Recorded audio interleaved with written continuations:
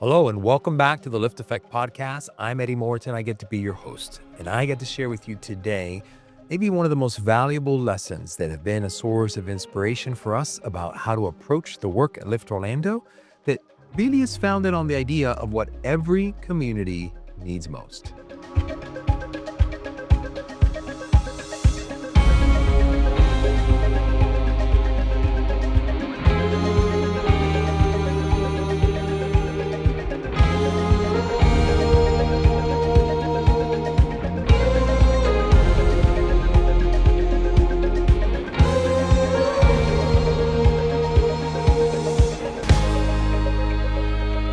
I am so excited for you to hear today's story.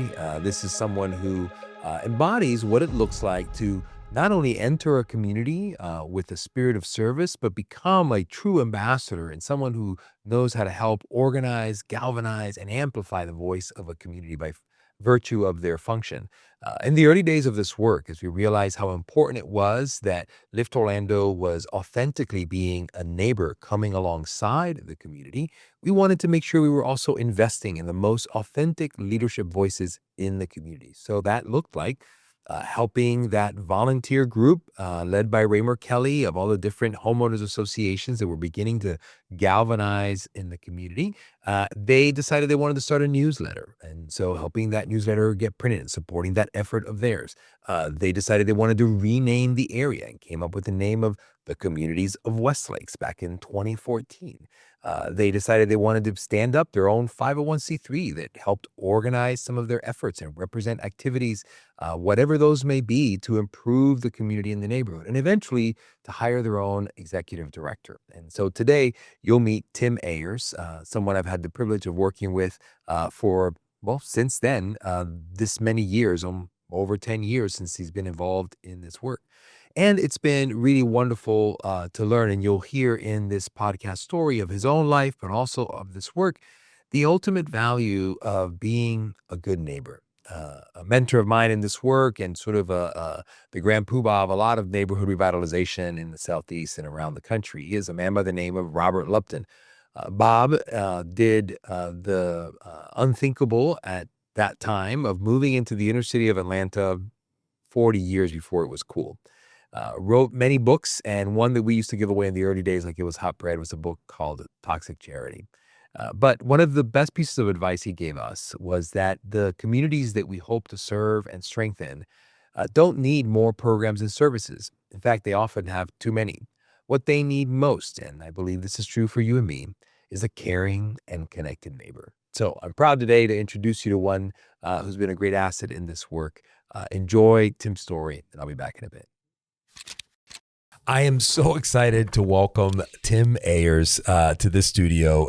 And as we're having conversations with voices in the community, Tim, you've been one of the earliest leaders to be part of the story in a way that's left an indelible mark on the work, on the community, beyond the things we've worked together. That your leadership and stewardship of the will of residents as well has had its own storyline here. And so we've never had a chance to do this together. So I'm excited to be able to have you. Thank you for being here, man. Glad to be a part. Thank you for the invitation to be here. Oh my gosh. Grateful for you. I want to rewind a bit, maybe more than I've had a chance to ask you before about your story and background. The little bits and pieces you've shared with me, I've always found fascinating. What motivated you to live a life of service for so long? You've been in one role or another where you've been giving back, serving the community, advocating for voices. Tell us a little bit of your journey and beginnings. Well, I'm not sure how public service got in my bloodstream, but it's been in there since I was about 8 years old. I wanted to live a life of service as an elected official and was honored to achieve that when I was 23 years old. Till I was 30, served in government. But even before that, hold on. When you were 8 years old, you wanted to live a life of service as an elected official? There was a book I picked up on presidents, and I said, okay, I can be elected president. Wow. And then when you're 20s, tell folks what exactly was the role you got to play as an elected. The first elected, when I was 22, I ran for a county commission, lost my first race. I was 21, I'm sorry, lost. 22, I ran for city council, won that. 2 years later, they elected me vice mayor. And then about 2 months after that, the person who was the mayor stepped down, or a couple months, 2 to 3 months after that, he stepped down. And then I became mayor for the remaining 4 to 6 years after that. Where was this? Springfield, Ohio. So cool. My hometown. I always wanted to be mayor of Springfield, Ohio. Actually, my former father-in-law was the first African-American mayor of Springfield in 1966. Wow. Robert C. Henry was his name. He was a Republican. I was a Democrat. So we confused his granddaughter, my daughter. And so I always post on Facebook, my daughter is the only person who can claim a grandfather and a father who served in public office as mayor in our hometown. And then even before that, I had the privilege and honor of serving as one of the assistant clerks of the Ohio House of Representatives for, I think, 3 years. And that was just a joyous experience. But that didn't lead me into, that kept me grounded in government. I didn't get familiar to nonprofit until I lived in Nashville, Tennessee, and it was born out of criticism. I worked for the Chamber of Commerce, and we worked on high-level issues. And one of the critiques of the chamber is we never did a lot for a neighborhood called Jefferson Street. Jefferson Street there are 3 institutions that sit on Jefferson Street: Tennessee State University, Fisk University, and Meharry Medical College. And so I created an initiative to start community development on that street. And I became its first executive director. I said, okay, this is how nonprofit works. We applied for a grant, got the grant. It was the first grant I ever wrote for $750,000. And every time I go back to Nashville to see the difference that grant and other work after I left has done to turn that neighborhood around, it's just wonderful. That is so cool. Yeah. So how long were you in the chamber world? I was in the chamber world for 5 years, and then 2 years thereafter with the North Nashville Community Development Corporation. That was the name of the organization. Yeah. How cool. Yeah. So what year did we meet? Was it 2017? 27. Oh, wow. Great memory. Right? Lift Orlando was still officing in the little house downtown by Lake Eola. And the residents, Raymer, who's shared his story here with us, had begun convening other HOA leaders, and the West Lakes Economic Opportunities Council was in motion, but there was a desire to kind of have somebody who could show up every day and be part of leading an effort there continually. And it felt to us right that was something that, for as much as we might support and encourage it, was an independent effort, that it would be its own 501c3 and would have somebody that would lead that effort. And how did you learn about that opportunity? And tell us about that whole experience and entering that role. What was that like? I thought I shared this with you before, but as a side note, I was at, there was a resident, he's since deceased, named Doug Head. Oh my goodness. Doug Head was a resident of Rock Lake, I believe. He was. Either Rock Lake or Lake Lorna Dune. Yeah, had a beautiful home. Beautiful home. Yeah. He used to give it a social gathering called First Friday. And a friend of mine invited me down, and I met a wonderful lady and her sister, Tangi Smikle and Carmen Smikle. Yes. And Tangi started telling me, I had just seen an article about Lift Orlando previously, like the week before, in the paper. And she said, we're working with an organization called Lift Orlando. I said, oh, I've just read about them. But we really can't do the work because we're at work for most of the day. And about 2, maybe 3 weeks later, she sent me a copy of the job posting and asked me to disseminate it to my friends, which I did. I think I sent it out to about 20 to 30.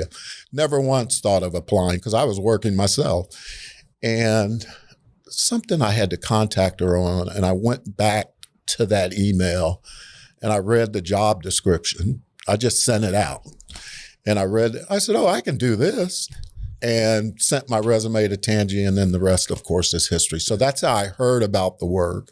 But I think the first story I heard or read about Lift Orlando was about former Senator Mel Martinez, who worked with a bank. I can't remember the name of the bank. Yeah, Chase. Chase Bank had given you guys a grant to work with local businesses in the area. Oh, yeah. That was the first inkling I had about an organization called Lift Orlando. And so what was it like entering the role? Was it easy, simple? I always say community development is never easy because you're entering a neighborhood that you're not from, you have no connections to, you didn't go to the high school here, and this community is very rooted in terms of Jones High School. I'm not a member of any D9 organization, so I had to earn over time the trust, or at least we'll give him a chance attitude. And I remember adopting the strategy, I'm going to visit everyone's home that at least sits on my board. Oh, that's and so I cool. did over time. It took me about a year and a half, 2 years, and they became familiar with me. And that gave me the opportunity then to interact with them. That sounds brilliant. What a great piece of wisdom. It took a while, though. Yeah. You've been at it now a while. It'll be 9 years in July. What's kept you going? Has there been an experience, a relationship, a moment where you found maybe strength or inspiration to keep up with this great work? One of the jobs I had outside of government or even nonprofit is for about a brief 2-year period, I worked as a mortgage agent, loan officer for my cousin's firm.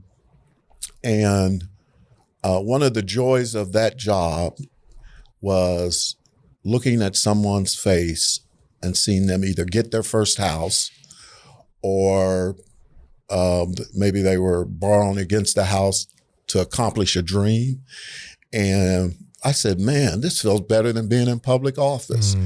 And we kind of evolved as an organization, Westlakes Partnership, and we started doing stuff, renovating houses. We're now in the process of constructing 4 houses, or will be in the process.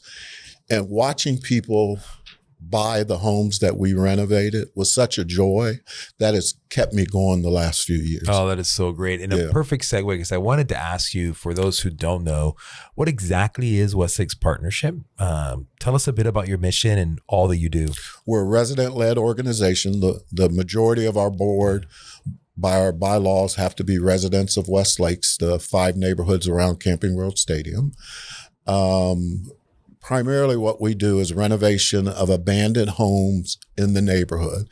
And I'm happy to report that every home we've ever purchased, the owner came to us. We never really solicited buying the home. They came to us and said, hey, with the exception of the first, hey, we like what you're doing. Will you buy grandmother's house and fix it up? And we have done so in the case of 4 homes, and we're working on plans to construct 4 new homes, 4 new townhomes for residents that you helped in the Pandana complex rent. Maybe they want to buy at that point. We also do credit repair, extensive credit repair. We do more short-term credit repair, and then we refer them to your program with Goodwill so they can work with them on budget stuff, which will be extremely helpful. And then we do a variety of food insecurity stuff that provides security for our senior citizens, of which there are a good number, who have to decide between rent or mortgage or whether or not they're going to buy food. So those are the 3 primary programs or aims we try to tackle. We're trying to work on programs to help renters who are behind in their rent pay their rent, but we'll know if we get what we're seeking in about 6 months. That's awesome. Yeah. Now, we did skip a little bit, from Springfield, Ohio to Westlakes Partnership in Orlando. You've had some roles since doing the last work you described there, and you, in some ways, great preparations for the things that you're doing now. Rewind a little bit and give me a little bit of that journey that led you here into this role. I went from Springfield to Columbus for a brief period of time. And then that's when I served as assistant clerk, one of the assistant clerks of the Ohio House. Moved back to Springfield, served in public office, and then moved to Columbus again, and then moved to Nashville, Tennessee, became the small business director of the Nashville Chamber of Commerce, served in that position, as I said, I think 5 years. And one of the things I'm proud of is all of the businesses that we financed. One of the programs I led was Access Program.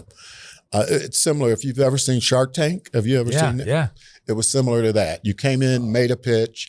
We had banks around the table. I can't remember the federal program. We had SCORE and one other program around the table. And if any of the banks said SBDC maybe? Thank you. SBA around SBA around the table. If any of the banks said they would finance your program, and every time I go back, because my son coached in Nashville for a couple of years, whenever I would go back, every last business is still in business. Oh, cool. So, I mean, the recession didn't hit them. There's a Jersey Mike that we financed. That's the only Jersey Mike I can get a free sandwich in whenever I go back. And we've done that to the tune of about $2.5 million in loans. Wow. Those businesses are still out there being successful. And we did a number of other things in Nashville. So I did that for, again, 5 years, and then did the Community Development Corporation bit for 2 years. And then my mother got ill, moved back to, I moved to Kentucky, finished a master's degree, and then moved to Ohio because my mother got ill. And then for some reason, I was going back to Nashville, but a friend of mine said, "Hey, Tim, there's a job I have for you.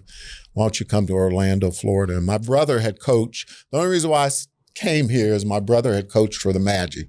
Oh. He was the assistant coach for the Magic during. What was your brother's name? Randy Ayers. Oh my gosh. When Brian Hill was here twice. Yes. He was his head assistant coach. That's wild. And that's the only reason why I came here. And then the weather kept me. Oh my gosh. And this so good funny. work. Yeah. Yes. This good work. You've been part of, like you said, helping people make dreams come true, becoming homeowners, helping people that are maybe just trying to not worry about where the next meal is at. You've been part of honoring and celebrating influential voices in the community and leaders and folks that are making a difference and folks that wish they could make a difference. Absolutely. Yeah. Somehow in that journey, you pick up the aspirations of a community, what people hope for and dream for the future. And you're leading this resident-led organization that is trying to steward some of that.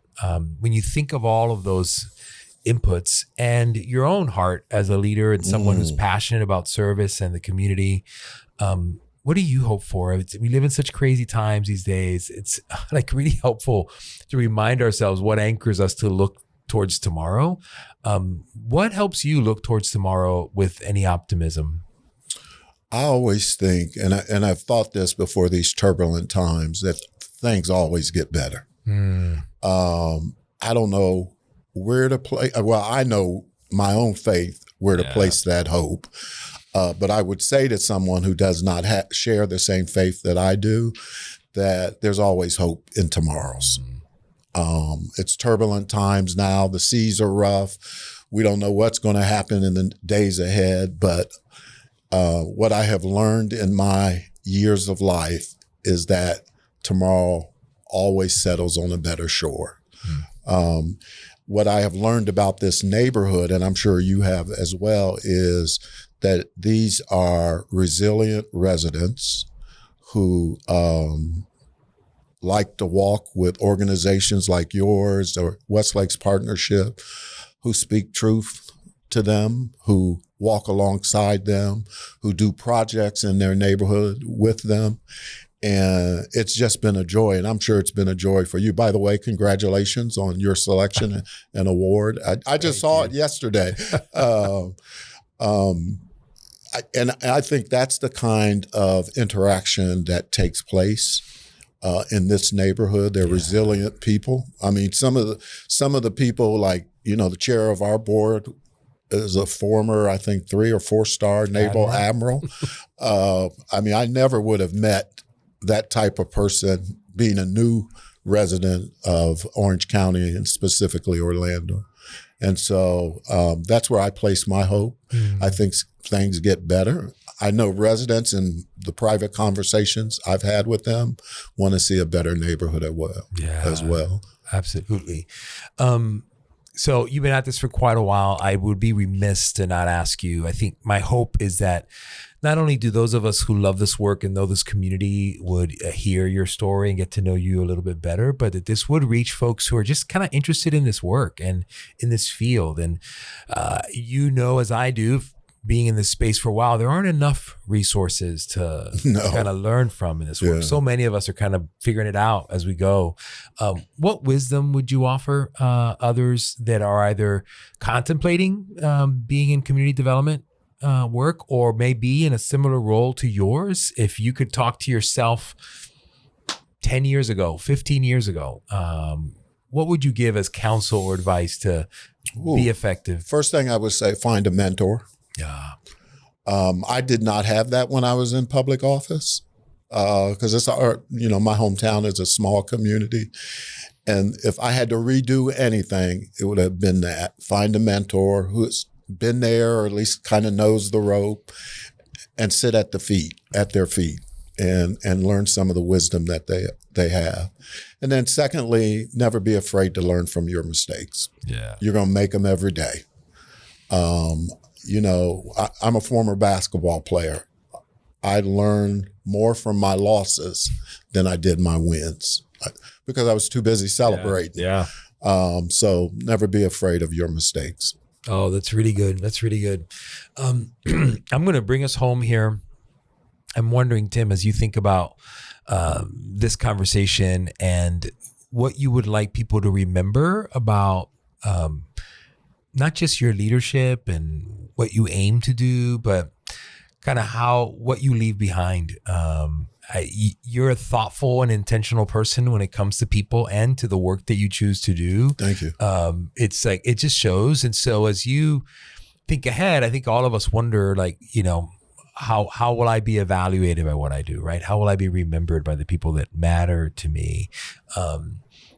What would you like your legacy to be when you think about your life and your career? Oh, that's a great question. That's a deep question. I would say for me that he helped his fellow humans, friends, acquaintances, people who came along the way, the same way he expected people or hoped that people would help him. I think that's the responsibility of all of us at the end of the day, is that we leave this good earth the way we were blessed coming in. And we're all blessed.